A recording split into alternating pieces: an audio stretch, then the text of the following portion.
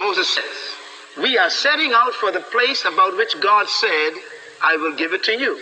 Come with us, and we will treat you well, for the Lord has promised good things to Israel. This was the first time in history that the church asked the black man to go with them.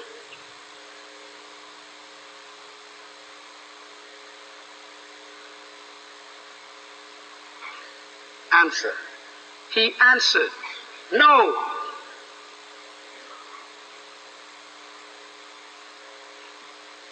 Why? I will not go. I am going back to my own people and my own country. Typical black man. Selfish, thinking about himself only. Me, mine, and no one else's. It's called stingy.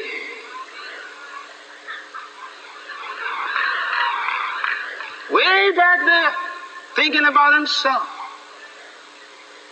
This is really not funny. You got to hear the Spirit talk to you tonight. Because the next words that come from Moses' lips to me reveals the purpose for the dark-skinned man. Moses said to him, please, wait a minute, man. You got to understand this. Moses was with God. He saw the bush burn. He had the plagues on Israel. He had the power of God with him. How come Moses is begging this guy just to cross a little piece of land? Let me tell you why. Because God's purposes will never change. No matter what you want to do. If you need me, God will not use a substitute.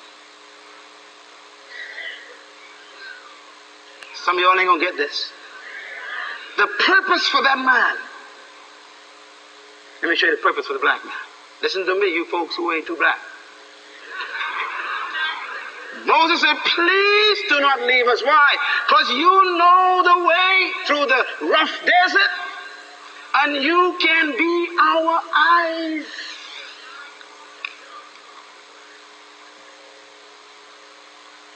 I prophesy to you in the name of Jesus Christ that you are the eyes of the church,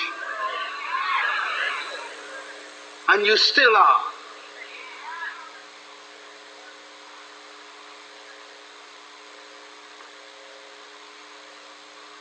Now, you really think that may be simple, but do you know that Moses' statement is true? No one knows the rough stuff like us. No one been through the valley and the rocks. We know where the snakes are. We know where all the holes are. We know tough times. And Moses says, you know the way through the mess. No one can take it like you. If you don't take us, we can't go. And it's still true. Secondly, he says, you are our eyes.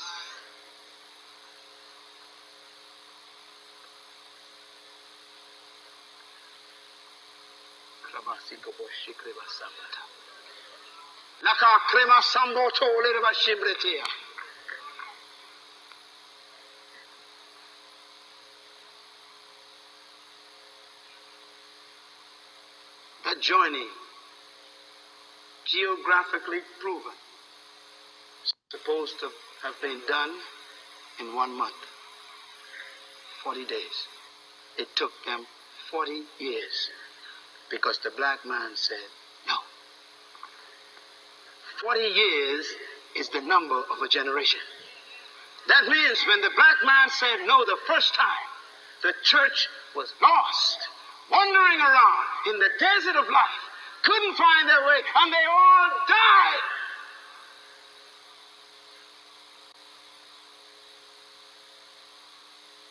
I prophesy to you. This is it. I hear God asking one more. I see the church stumbling, blind. The stars are falling. There's no more light. They can't see. They don't know what they're doing. They got the wealth. They got the buildings. They got the resources. They got the equipment, but they don't know where they're going. Can't you see the times? Can't you read the signs?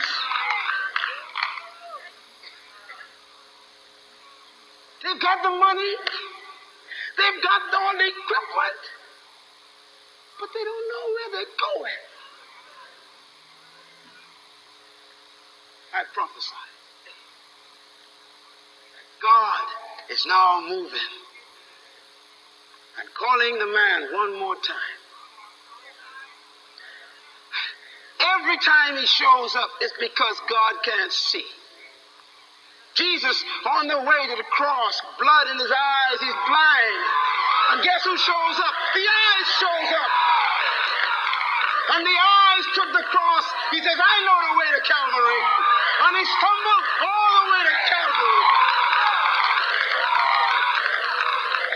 Whenever the church is lost, God looks for the eyes, and it's always a black man. Where was Peter when Jesus was blind?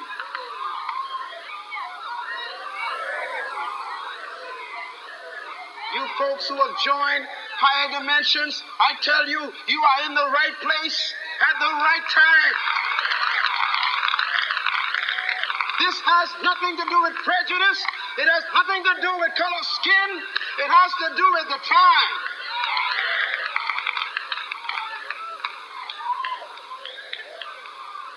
I prophesy that if you say no this time, you are going to cause the church to wander for 40 more years.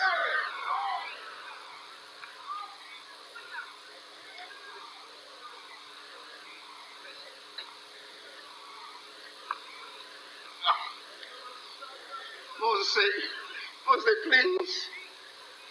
Moses is begging a black man. Please. We can make it 40 days or 40 years. It's all in your hands. So please go with us. And he's saying one more time, I could hear them crying everywhere I travel. Say, please. You know what eyes are? Eyes are the ability to have vision. The church needs vision. They got everything but no vision.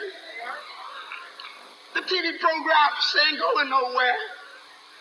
The crusades, there ain't nothing happening. The gospel music, just noise. Give us some vision.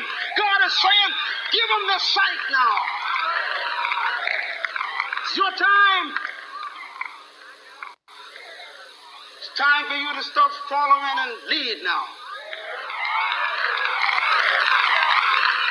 It's time for you to stop listening and talk now. It's time for you, oh God,